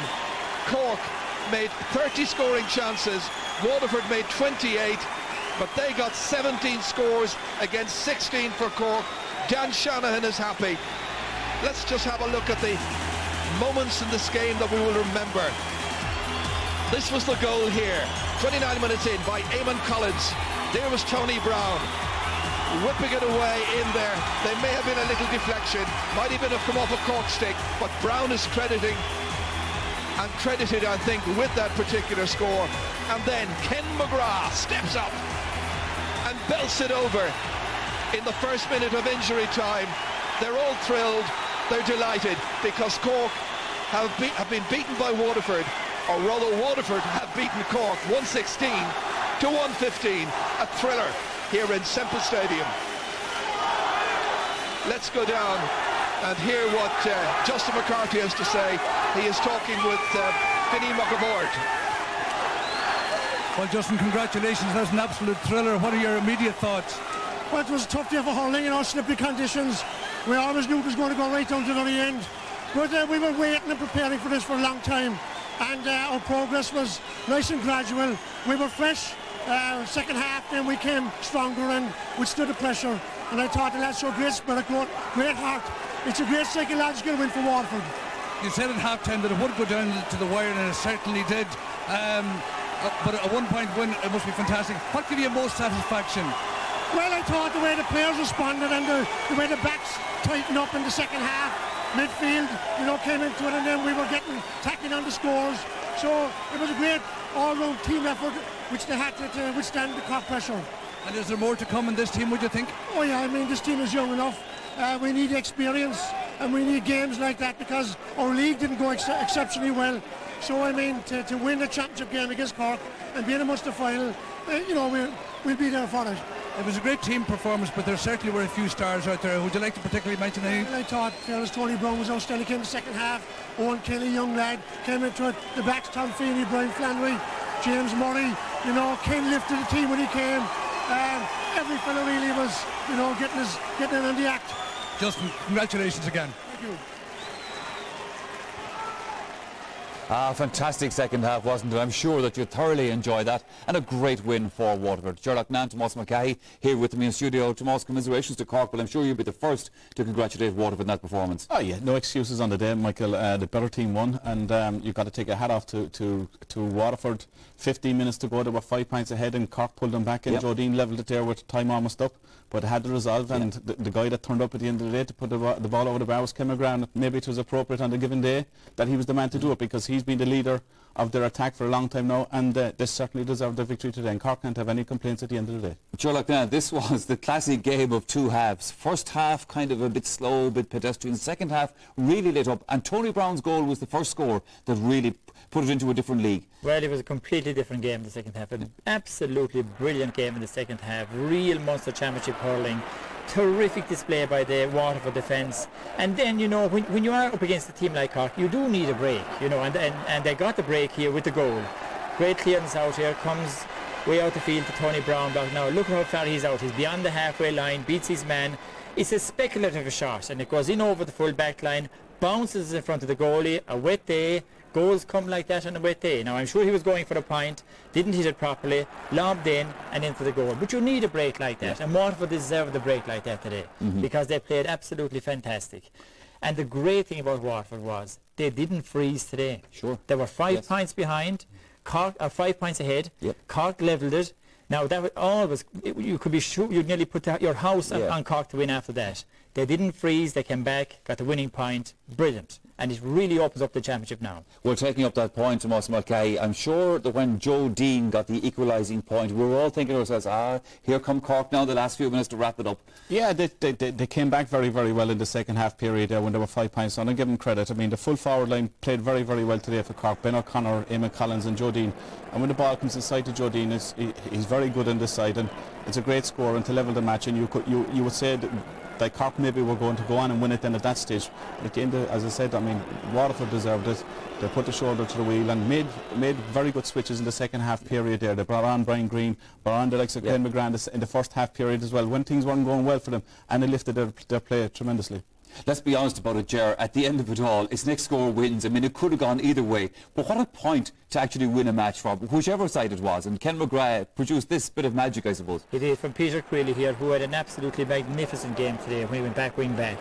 And who better to get this ball? We were saying wrong man has the ball, but when it came to Ken McGrath, the right man had it. Ball over the bar, game over. Yeah. You know what Waterford did today? They forced Cork into panic. You know, that was in the second half. You see the Cork forward was very unusual. All down the centre, all in a heap, in a group. You know, that's not the way Cork usually play. They usually play low, fast ball onto the wings. Waterford didn't allow them to do that because when a Cork back got the ball today, he was under severe pressure and wasn't able to clear that good ball into the forward. So great tactics from the Waterford selectors. Great credit due to Justin. Brilliant win for Waterford.